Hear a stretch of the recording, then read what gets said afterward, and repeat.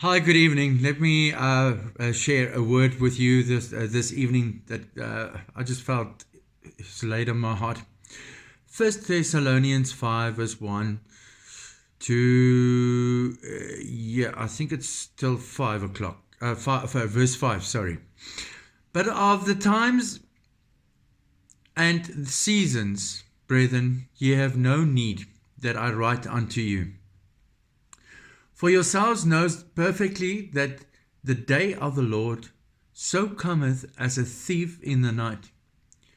For when they shall say peace and safety, and then sudden destruction cometh upon them, as travail upon a woman with child, and they shall not escape. But ye, brethren, are not in darkness, that that day should overtake you as a thief. Ye are all the children of light and the children of the day. We are not of the night, nor of darkness. And then verse 6 says, therefore let us not sleep, as do others, but let us watch and be sober. For they that sleep, sleep in the night, and they that drink at night. But let us, who are of the day, be sober, putting on the breastplate of faith and love, and for an helmet, the hope of salvation.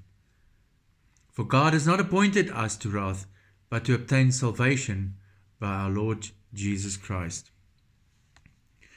We're all very familiar with the scripture that says that God will come like a thief in the night. It's also part of the end time scriptures or the doctrines that gets preached.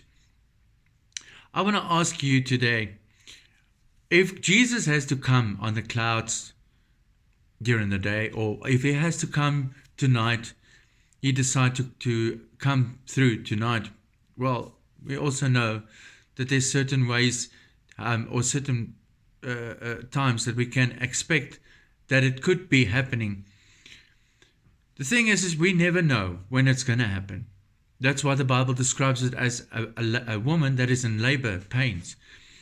She never knows when the baby would arrive. She just knows that she's expecting, and she knows that she's going to deliver, but she doesn't know when that delivery is going to take place. And the same thing is happening with the coming of the Lord, the coming of Jesus Christ, our Lord and Savior. And I don't want you to be caught up in a time that you don't expect it. I don't want you to be caught up in the moment that you hear the trumpet sounds, because the moment that the trumpet sounds, it's too late. So I want to urge you and I want to encourage you to fix your heart with Jesus. Fix your eyes on the Lord. This world cannot offer you anything, and nobody's going to go with you to hell, or nobody's going to go with you to heaven. You have to decide what you want to do. The choice is yours. God gave you free choice. He gave you a free will to decide whether you want to live or you want to die. Whether you want to walk the righteous way or whether you want to walk the unrighteous way. It's not difficult. It is black or white. There's no in between. The Bible says, if you, because you are lukewarm, I will spit you out of my mouth. And that spit means vomiting. God will vomit you out of his mouth. I want to encourage you to either if you are lukewarm and you have not made your decisions yet, if you are sitting on shouldn't I? You know what? Don't get influenced by people around you. Don't get influenced by what people say. And certainly don't let people make that decision for you, because you have the power. He has given you the power to decide what you want to do. It is as simple as yes or no. The Bible says, let your yes be yes and your no be no. Decide whether you want to follow Jesus or whether you don't want to. The thing is, the Bible also says, in the last days, those who are wicked will become more wicked, and the people that are walking in righteousness will become more righteous. You see, don't let God get to the point of handing you over to the fact that you are living in your wickedness and loving your wickedness, that He gives you the passions and the desires to keep on living your wickedness. I want to warn you with love in my heart, and I will encourage you to change your direction. Turn to Jesus. He wants to save you. The Bible says He doesn't want any one of us to perish, but to have eternal life. 1 John 1:9 says, if you confess your sins, He is able and just to forgive you of all unrighteousness and to set you free.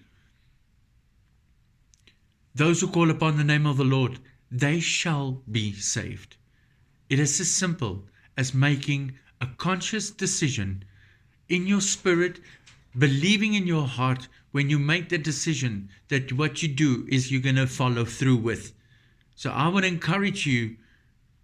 I'm going to do a prayer for those who sit and watch this video at the moment, and you know for a fact you're not ready for Jesus' coming. You know for a fact that you used to be on fire for the Lord, but you've backslidden. You know for a fact that you've never given Him a chance to come into your life. I want to do this prayer tonight for you that wants to make this decision. And believe me, this is the best decision that you will ever make in your life.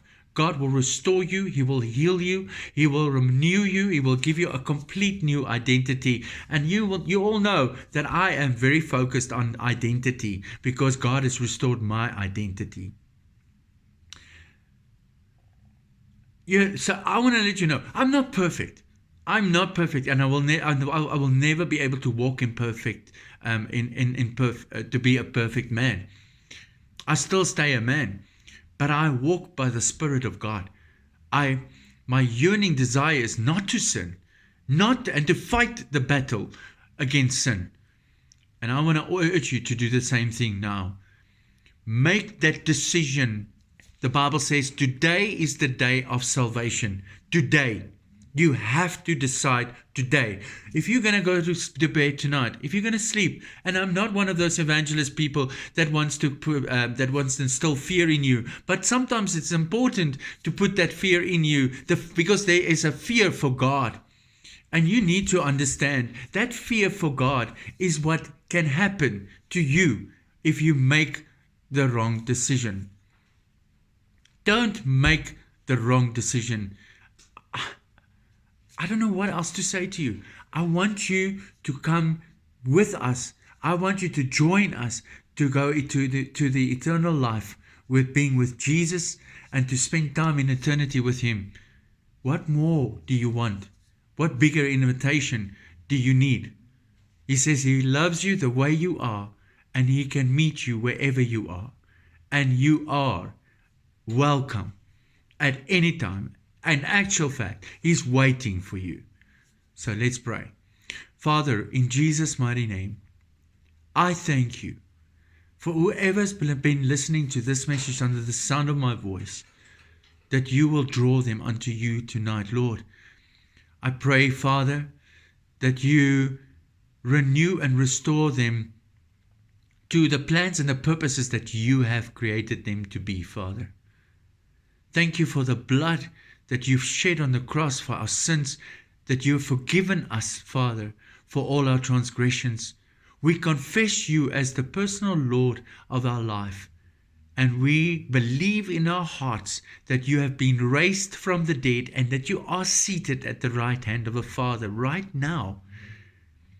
We thank You that we have now been redeemed from the curse of the law and sin, with the price and the penalty that You've paid so that we can be alive.